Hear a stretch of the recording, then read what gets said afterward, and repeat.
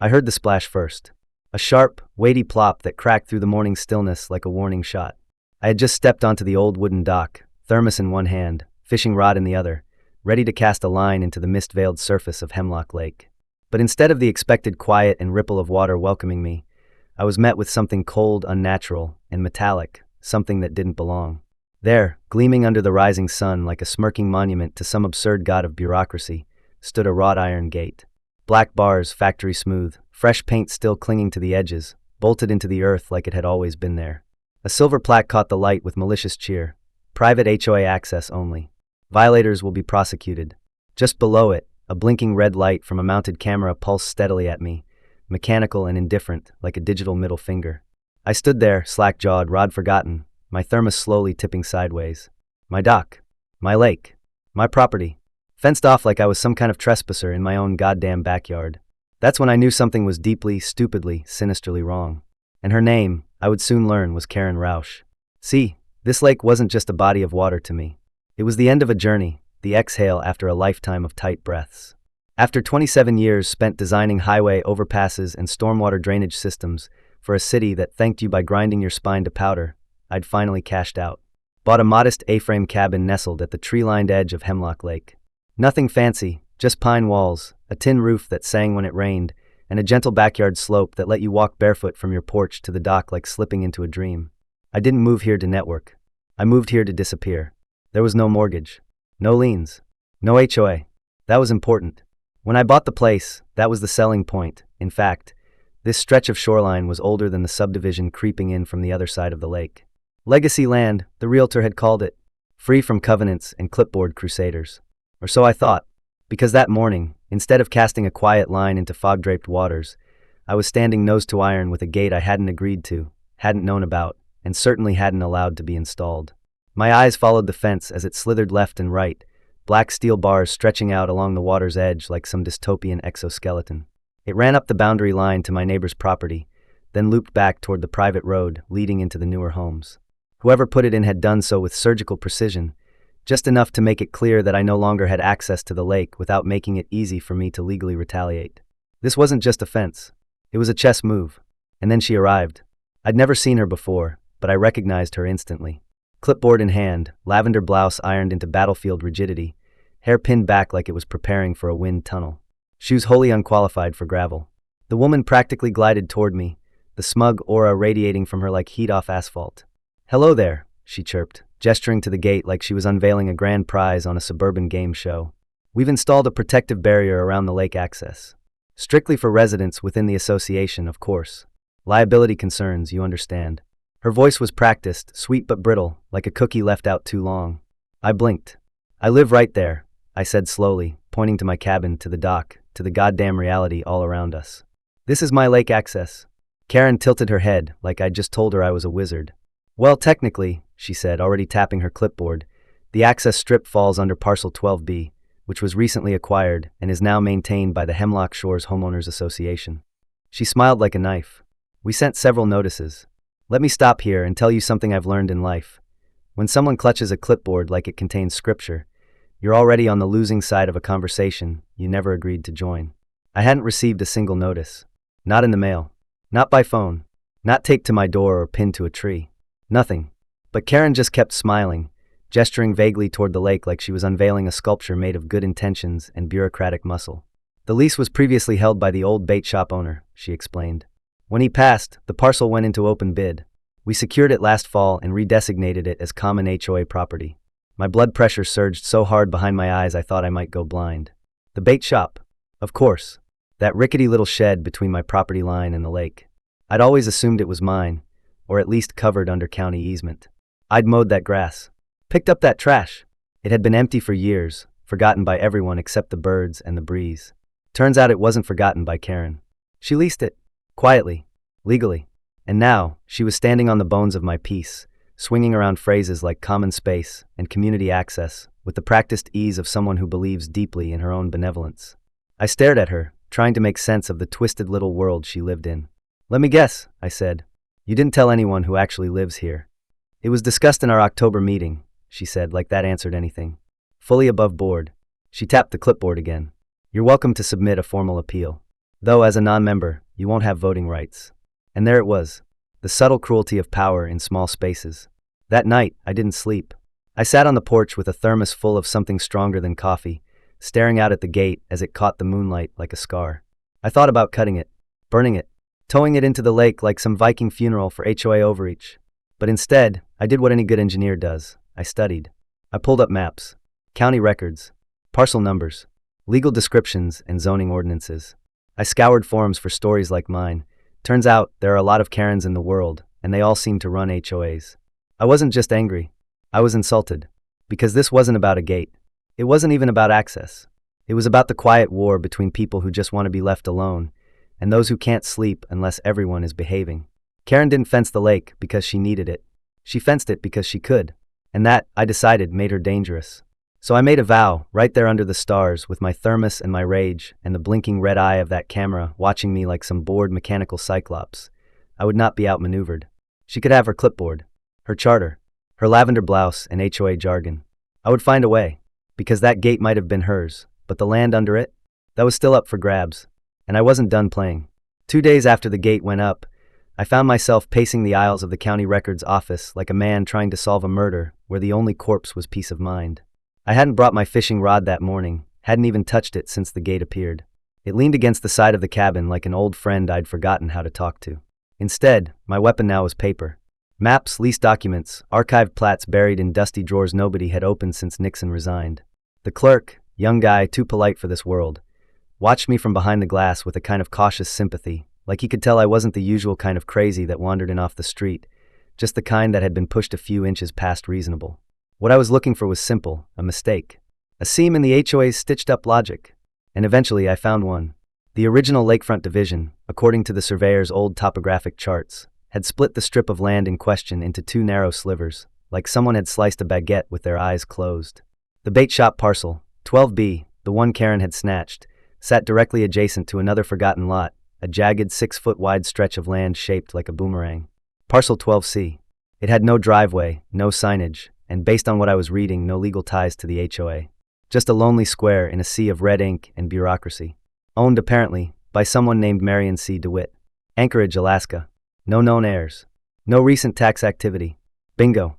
I called the number listed in the deed file, fully expecting a disconnected tone or a lawyer on the other end. Instead, an elderly woman answered with the slow, cautious rhythm of someone who didn't trust long-distance calls. She hadn't seen the land in decades. Her husband had bought it during a fly-fishing trip in the 70s, then forgotten about it. "We thought it had been sold," she said after a pause.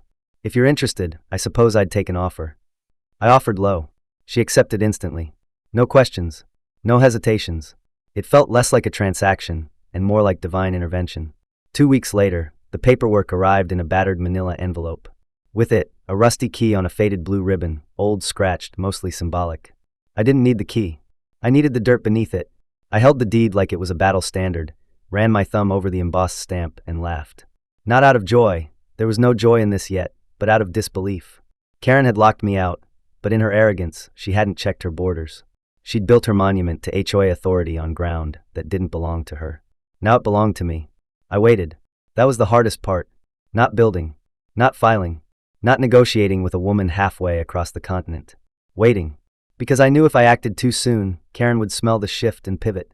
She was the kind of person who could smell a challenge like a bloodhound, and she'd built her little empire on people flinching first. So I waited until the HOA summer brunch was announced, an event so saccharine and meticulously curated it made me want to eat drywall. The lakefront, my old dock now gleaming behind that smug gate, was chosen as the venue. Pastel polo shirts, folding chairs, Pinterest-level cheese platters. It was all going to unfold right there, on my newly acquired land. The morning of the event, I walked out in cargo shorts and an old fishing tee, looking more like a confused uncle than a man preparing to trigger a mutiny. I carried nothing but a small toolbox and a laminated sign. At the gate, I knelt, removed the old padlock Karen had installed, the HOA-funded symbol of exclusion, and replaced it with a heavy-duty lock of my own. I took my time, not out of caution, but performance. I wanted witnesses. Then I zip-tied the new sign to the bars. Private property. Access by owner permission only. It was simple. It was legal. And it was devastating. Karen arrived 20 minutes later, clipboard in hand, as predictable as a sunrise in a PowerPoint. She smiled, waved at a few board members, then strode up to the gate with all the entitlement of a queen returning to her court. She reached into her purse, pulled out the old key, and froze. It didn't fit. She tried again. Still nothing. I watched her jiggle, twist, and mutter, her expression shifting from confusion to indignation to something close to panic. She banged the key against the metal like it had betrayed her.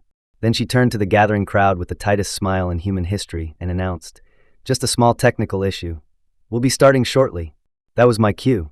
I walked over calmly, holding a lemonade in one hand and the deed in the other. She didn't see me at first. When she did, her smile faltered. I handed her the document. She read it like it was written in a language she didn't recognize. Her lips moved but made no sound. Finally, she whispered, "This must be a mistake. You can't just buy community property."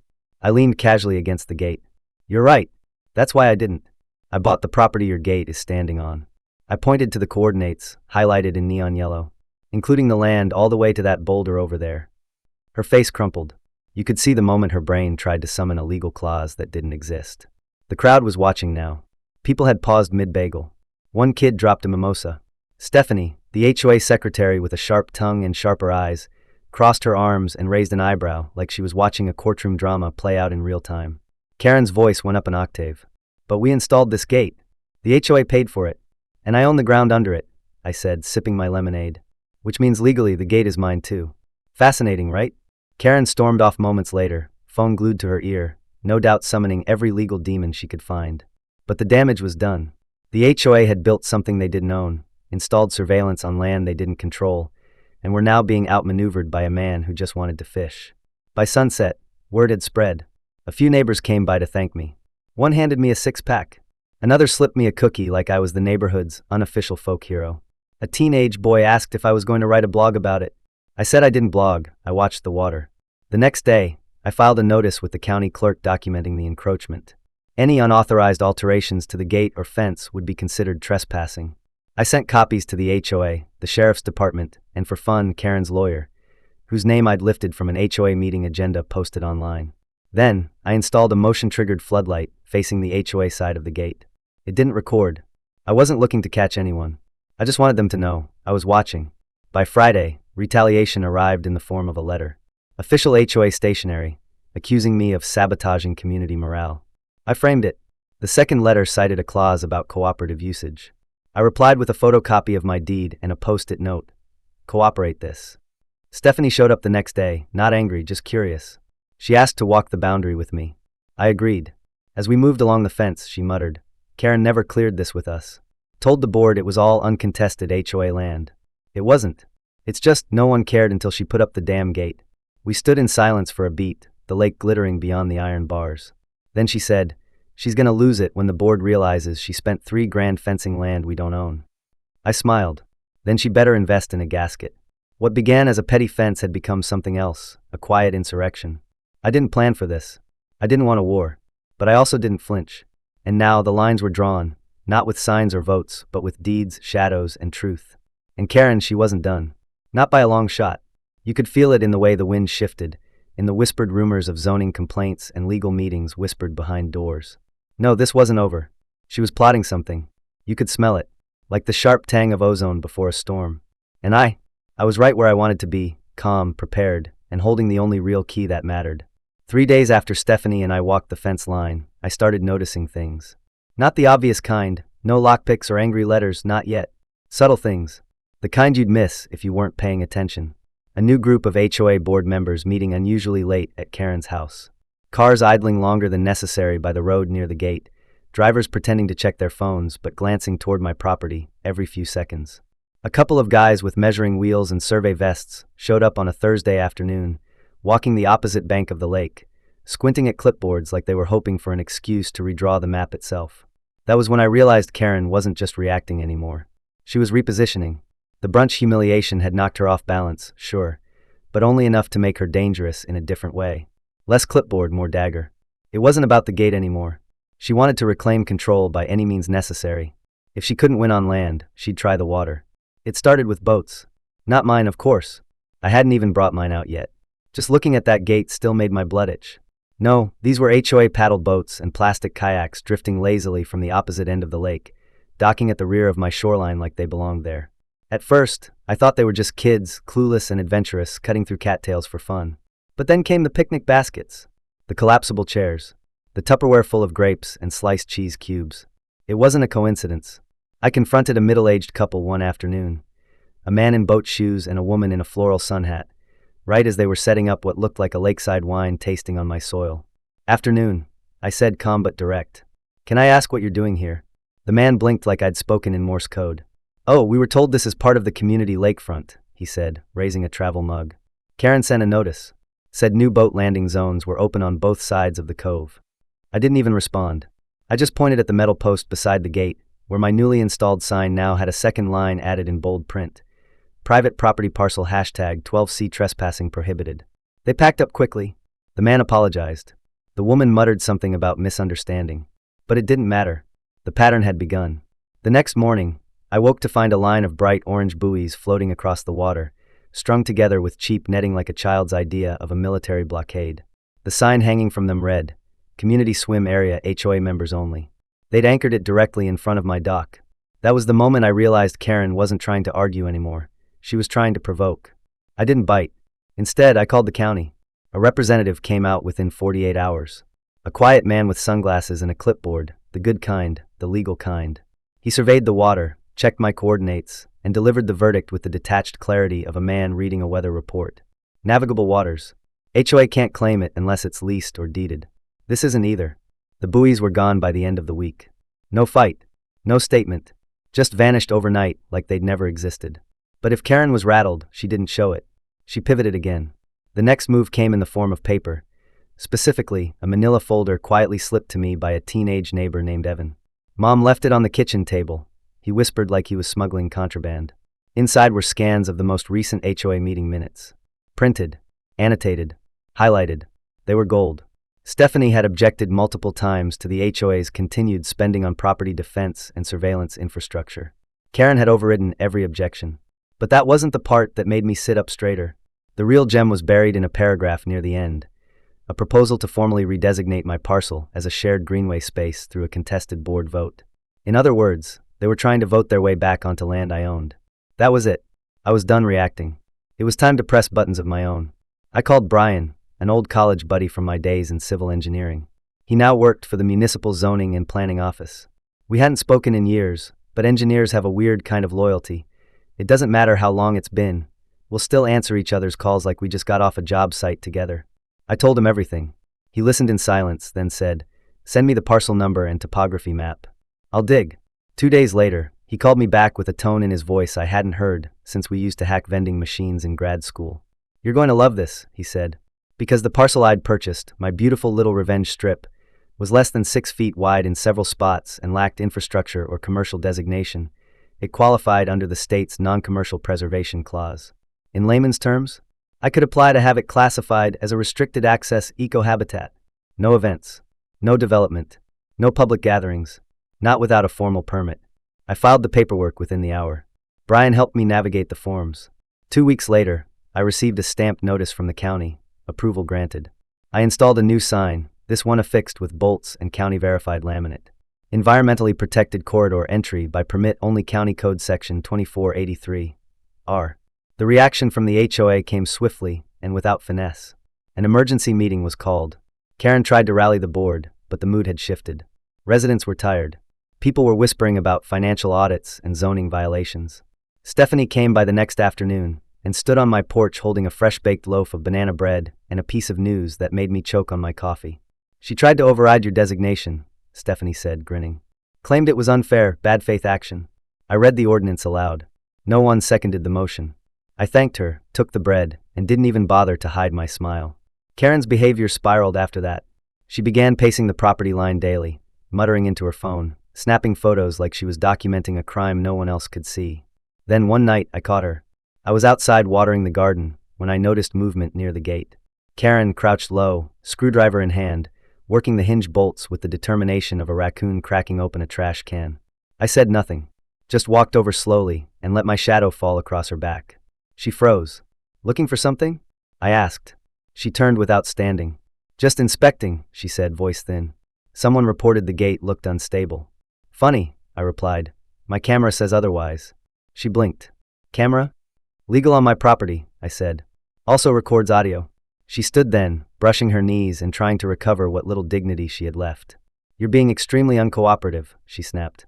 And you're lucky I don't charge admission, I said, nodding at the sign. Feel free to leave before the county adds trespassing to your list. She left. Her walk was fast, angry, uneven. I watched her go and didn't feel triumph. Just a dull, righteous ache. The kind that comes from fighting not because you want to, but because someone decided you weren't allowed to sit in your own chair. A week later, Stephanie informed me that enough board members had agreed to a full audit of HOA expenditures. It was official. Karen's reign was cracking. But it wasn't over. She still had one card left. And I knew deep in my bones she was going to play it. Not with fences or padlocks this time. With something older, pettier, and far more insidious. A story. One told loud, shared fast, and wrapped in just enough truth to poison the well. And when it came, it wouldn't knock on my door. It would come through screens, through whispers, through the invisible wires that connected every nosy neighbor with a smartphone and a Facebook account. I could feel it building, silent as fog, sharp as static. Karen wasn't finished. She was just getting warmed up. And I would need more than signs and deeds this time. I'd need patience. And I'd need the truth, told better than she ever could. It started with a TikTok. I wouldn't have known if Evan hadn't shown me. He came by after school, still wearing his backpack, phone already queued up, eyes wide with the kind of excitement only teenage chaos can deliver. You need to see this, he said. The video was grainy, heavily filtered with some dramatic black and white storm effect, and featured Karen standing in front of what looked like a green screen lake. Not Hemlock Lake, something bigger, shinier, cleaner. She wore oversized sunglasses, and a shawl that looked like it hadn't been ironed so much as interrogated into shape. Her voice was high-pitched, breathy, performative. This is what happens when one man decides he owns the world, she declared, the camera tilting for drama. An innocent community robbed of its sacred shoreline. I blinked. Sacred shoreline? The video continued with a montage of stock footage. Crying children, a confused-looking duck, some guy fishing on a completely different lake, all intercut with blurry screenshots of my gate, labeled in aggressive red font. Gate Goblin strikes again. I wasn't even mad. Not yet. I was too confused to be angry. This is real. I asked Evan. She made a series, he replied. That one has like 80,000 views. That's when the anger landed. Not because she was wrong, Karen had always been wrong, but because she was organized. For months, she'd tried to use bylaws, fences, and property lines. Now she was using momentum. And momentum, once it hits the internet, doesn't ask for facts. It just spins. She'd built a brand. A Facebook group called Save Our Shoreline popped up overnight. A YouTube channel, 2,000 subscribers in a week. People were sharing her videos with captions like, "This is what happens when you let one guy bully a whole community. And we have to stop this kind of property greed." I was a villain now. Not to anyone who knew me, but to strangers. And strangers, as it turns out, are very loud. Someone found the public deed to my property and shared it on Twitter with my name and lot number. Another posted a drone photo of the lake with a red arrow pointing to my cabin, labeled Hoarder of the Shore. I started getting emails, some polite, some threatening, all completely detached from the truth. One person asked if I'd rent the dock back to the HOA for public swimming. Another offered to do a podcast interview. A guy from Oregon wanted to make a short documentary. "Have you ever been to Hemlock Lake?" I asked. "No," he replied, "but injustice is universal." I didn't respond. I didn't want to feed the fire. But silence, I realized, had a way of looking guilty online. So I wrote a letter. Not a rebuttal, not a manifesto, just the truth. I posted it on the HOA bulletin board, slid a copy under Karen's new video, and pinned another outside the gate. It read, "This parcel was purchased legally. It is protected under state environmental law. Access is granted respectfully by permission. No one has been denied entry for fishing, walking, or peaceful use. The gate is not a wall. It is a door. But even doors ask to be knocked on." It got shared, of course. Someone called it smug. Someone else called it poetry. Reddit had a field day. One thread titled "Karen tried to fence a lake, got fenced instead," hit the front page. Another titled "Gatekeeper Grandpa wins HOA Hunger Games" had thousands of upvotes and a surprisingly accurate timeline of events. They made memes. One showed me in a fishing chair photoshopped onto the Iron Throne. Another had the gate edited with glowing laser beams and a subtitle that read, "You shall not pass unless you respect property lines." A local news station called. I declined the interview. They ran the story anyway, panning slowly across the lake as the anchor narrated, "A small town is facing big drama." I couldn't stop it. But I could outlast it. Karen, meanwhile, was spiraling. Her videos got louder, more dramatic.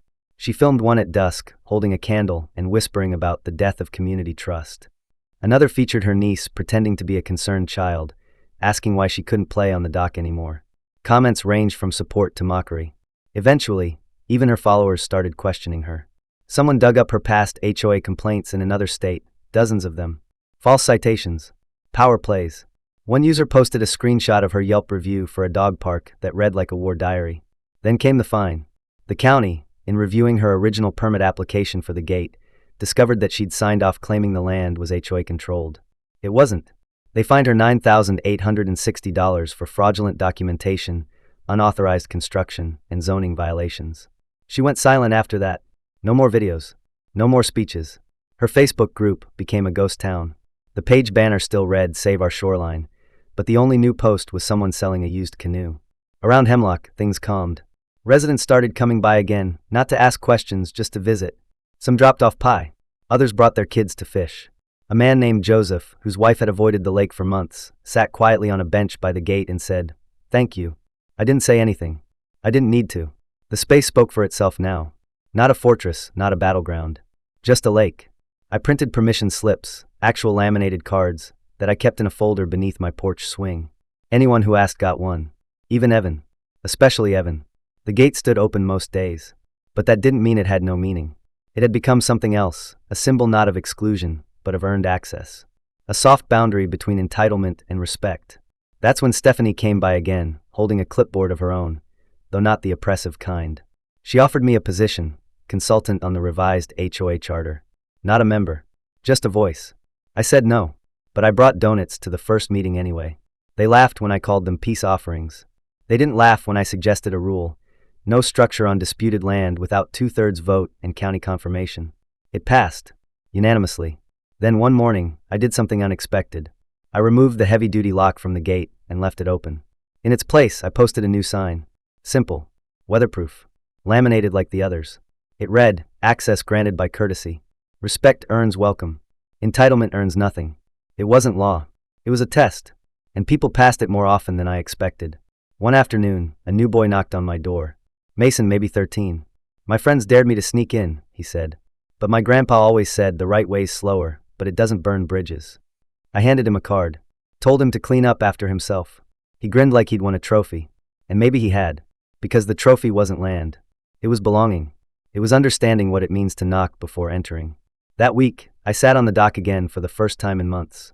Fishing rod in hand. Thermos full of black coffee. No camera blinking. No Karen pacing. Just the sound of water, soft and forgiving. Then of course came the twist. Because of course there was a twist. Around sunset, a silver sedan pulled up to the end of the road. A woman stepped out. Sunglasses. A floral scarf. Flats too white for dirt paths. She didn't speak. She didn't approach. She just stood at the gate, staring at it like it was a grave marker. Then she pulled out a small box, opened it, looked inside, and closed it again. I didn't move. Neither did she. Finally, she looked up and said, "Still got the key?" I raised my thermos in a silent toast. "Still don't need to use it," I replied. She nodded once. Just once. Then turned and left. No theatrics. No apology. Just an exit. Quiet. Final. And maybe that was enough. Maybe that was her way of closing her own gate. 1 year to the day after I bought that forgotten strip of land, I stood barefoot on my dock with a thermos in one hand and a fishing pole in the other, staring out at the lake that had once been the epicenter of the pettiest war in county history. The sun was just beginning to climb over the treetops, painting the water in hues of copper and gold. The gate still stood a few feet away, metal worn now, a little crooked from weather and time, but sturdy. I'd left it like that on purpose. Not as a warning. Not as a symbol of victory. But as a kind of lakeside artifact. Proof that sometimes the things people build to divide end up doing the opposite. The sign still hung there too, a bit faded now, but clear enough. Access granted by courtesy. Respect earns welcome. Entitlement earns nothing. I didn't need to enforce it anymore. People got the message. They had for months. It was strange, really. After all the drama, the lawyers, the TikToks, and the banana bread diplomacy, peace had arrived not with some big settlement or court decision, but with silence. A quiet agreement written in glances, in nods, in unspoken apologies carried on breeze and small favors. Stephanie had gone through with the HOA reforms. The new charter emphasized transparency, voting thresholds, and limits on unilateral decisions. Karen's name was never mentioned at meetings anymore. Officially, she was listed as resigned. Unofficially, she had vanished like smoke. The county fine, the public blowback, the videos that aged like milk, All of it had left her reputation in ruins. I heard she'd moved to Florida. Bought a condo in a retirement complex with a lake of its own. No HOA leadership allowed. That was the clause. I kept the original padlock she installed in a little tackle box on my porch. Rusted now, fused shut by time and irony. I thought about mounting it on a plaque. Then I didn't. Letting it sit there, forgotten and heavy, felt more appropriate. Not a trophy, just a reminder. That afternoon, as the lake shimmered under a lazy sky, Stephanie organized a small event called Lake Appreciation Day. It was her idea, a way to acknowledge the progress we'd made, the efforts to clean the shoreline, revise the bylaws, and I suspect quietly commemorate the madness without naming it outright. I wasn't planning to attend, but Mason, now an inch taller and full of the kind of confidence only a full summer of fishing can provide, talked me into it. He showed up with his younger sister, who brought her own rod and a plastic tackle box covered in glitter stickers. She caught her first bluegill within 10 minutes and screamed like she'd reeled in a sea monster. Mason gave me a thumbs up from across the dock. His sister asked if I could teach her to bait a hook without squishing the worm too much. I told her I'd do my best. Around 4 in the afternoon, with the smell of grilled corn and barbecue in the air, I heard my name over a megaphone. I turned, confused, and saw a small crowd gathered near the open gate. Stephanie stood at the front, holding a wooden plaque. Kids held hand-painted signs. "Thanks, gate guy. We love the dock," and inexplicably, a cartoon of me with a fishing hat shooting laser beams out of the gate. I still don't know where the lasers came from. Probably Evan. Stephanie smiled like someone who'd waited months for this exact moment. "In recognition of community integrity and unmatched patience," she said, handing me the plaque. I half expected it to say most likely to cause petty chaos, but it was tasteful. Humbling even. I tried to wave off the attention, but they weren't having it. Mason shouted, "Tell the story again," and before I could protest, someone passed around sticks and marshmallows. As the sun dipped behind the trees, casting long shadows across the lawn, I found myself recounting the whole thing again. The first time I saw the gate, the lavender blouse, the bolt cutters, the deed, the boat landings, the buoys, the floodlight, the fishing chair. They laughed in all the right places, gasped in the ones I didn't expect.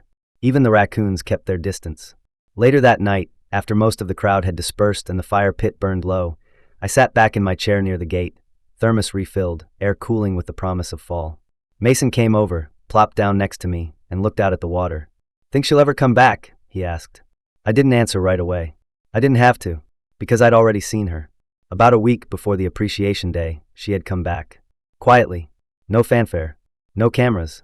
Just a silver sedan pulling up near the end of the road. She got out alone, stood by the gate for a few minutes, and looked at it like someone staring at the ghost of an old decision. She didn't say much. Just pulled out a small box from her bag, opened it, looked inside, and closed it again. Then she looked at me, asked if I still had the key. I said I did. Said I didn't need to use it. She nodded once. No speech. No apology. Just silence. Then she left. That was enough. Maybe not for closure, not in the storybook sense, but enough for the kind that mattered. The kind that didn't need an audience. I told Mason, if she does, the lake will still be here. But things are different now. He nodded like he understood, which was impressive because most adults didn't. The next morning, I found something strange. My fishing hat, the old one, sweat-stained and fraying at the edges, had been stapled to the HOA bulletin board. A post-it was stuck to the brim, community art. No signature. I didn't need one. I left it there. Because at some point, this story had stopped being about lines and fences and started being about people. Not just about who owns what, but who earns what. The right to be here. To be seen. To be included. And sometimes that right wasn't given by law, but by behavior. By how you showed up. How you asked. How you stayed. Weeks passed. Leaves began to change. Tourists stopped coming. The lake cooled. Mason and his sister came by less frequently, replaced by older neighbors who liked to sit near the water with books and gentle silence. I'd sometimes bring out an extra chair. Didn't say much. Didn't need to. They understood. One crisp afternoon, I sat with Joseph, the man who'd once told me thank you with nothing but a bench and a whisper. He looked out across the lake and said, "Funny how a gate built to keep people out ended up opening everything up." I didn't answer. Just nodded. Because he was right. That little strip of land had become more than a border. It was a mirror. It showed people who they were. What they expected.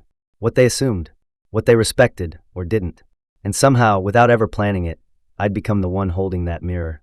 Not to judge, but to reflect. To remind them that access isn't a right, it's a responsibility. The key was never metal. It was manners. One quiet evening, long after the sun had disappeared and the water shimmered only in memory, I walked to the gate one last time. I reached into my tackle box and pulled out the original lock, Karen's lock, the one she'd used to mark the beginning of this ridiculous journey. I placed it gently on the gate post. No sign. No message. Just left it there. A rusted relic. A punctuation mark at the end of a sentence no one wanted to write. Then I turned, porch light glowing behind me, soft laughter still lingering in the air, and made my way home. The gate stood open. The lake was quiet. The story was complete, not because it had ended, but because it no longer needed to be told.